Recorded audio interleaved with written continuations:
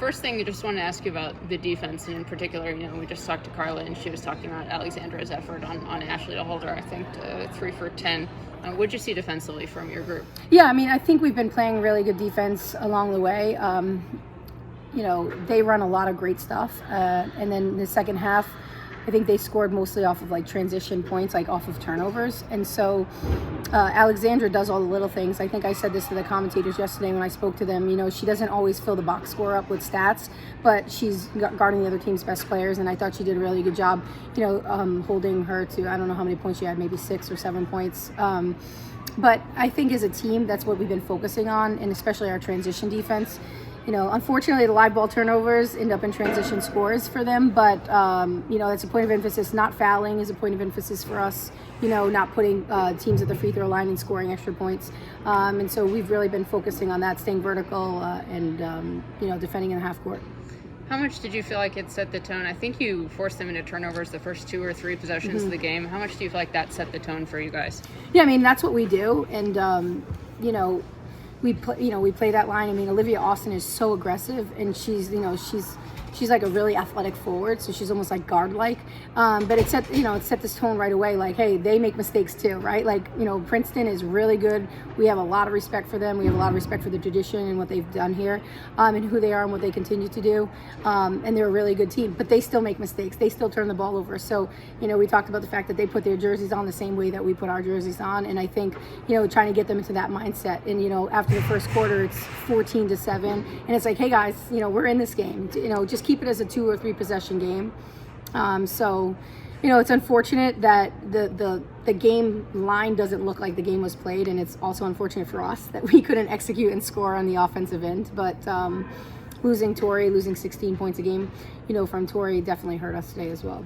How is Tori doing? Do you have an update on her? No, our trainer hasn't fully evaluated her, so I'm not really sure what her status is. Though she stayed on the bench and was cheering and clapping, so that's a good sign.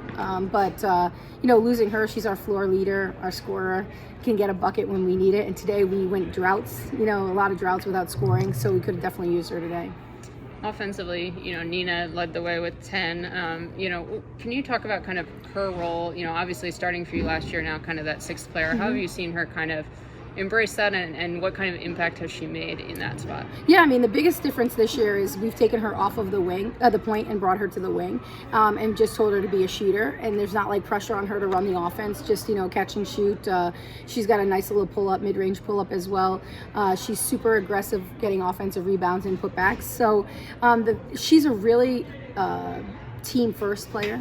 She doesn't really care about her stats. She just really wants the team to do well, and she's a really good competitor. So I'm really proud of the way she's handled this. Last year starting and playing 30 plus minutes a game, and then coming off the bench. But I think it's a role that suits her really well. Like, there's not a lot of pressure. She can come in.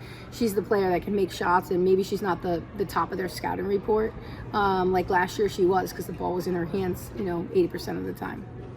And then, with this road trip that you guys have been on, like how important is it for you for this program? Obviously not the result you wanted today, but you're 2-1, heading home for a bit of a homestand. Yeah. How does that feel for the program? Yeah, I mean, we got a long drive back. We'll probably get back at 11 or midnight tonight, and then turn around and try to prepare for Yale.